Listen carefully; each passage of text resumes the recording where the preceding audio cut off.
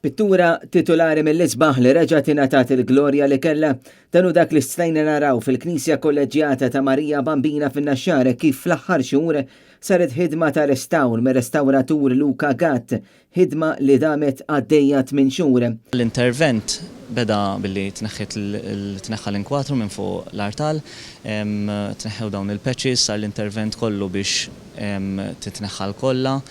Umbat wara proċedejna biex ngħidu għal dak il-restawr estetiku, ġifri tneħħit il-verniċ, tneħħa dak l-irtok antik li anke ma' żmien kien inbidel daqsxejn il-kulur tiegħu. U fl-istess ħin ukoll sar il-konsolidament tal-kulur, ġifri ovvjament l-inkwatru għandu fuq 300 sena, bdiet tinqala żeba minn mattila, allura reġgħet weħlet iż-żeba mattila. Huwa qalilna li l-pittura sa twaħlet b'mod differenti mill-metodu li kienet imwaħla qabel. It-titular huwa xogħol Giuseppe D'Arena li huwa maħsub li nħadem fil-bidu tas-seklu 18 fis-sena 1705. Mistoqsi dwar jekk fil-ħidma tiegħu kienx hemm biċċa xogħol li kienet ftit aktar ibsa, Luca Gatt wieġibna hekk. Il-pittura ddeċidejt ma nerġax inweħħilha matila ġdida.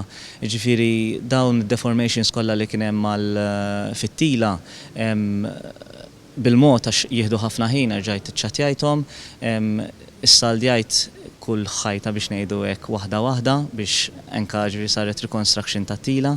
Mbagħad ovvjament wara ġiet irrinforzat ruħha.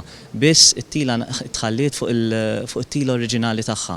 Ġifieri dejjem biex inżommu u nippreservaw kemm jista' jkun dak li huwa oriġinali tal-pittura. U kienet pjuttost diffiċli għax pittura f'dal kobor u anke ħabba dawn id-deformations li ma' żmien anke kreaw problemi fiż-żeba kienet naqata challenge. Luca Gatt għalinna li ħoloq ukoll metodu ta' trapp apposta biex l-umdità u elementi oħra ma jagħmlux daqshekk ħsara l-inkwatru, xi ħaġa li jittama li se tkun qed tgħin biex dan il-wirt storiku jibqa' dejjem viċin l-oriġinal u ssirlu anqas ħsara.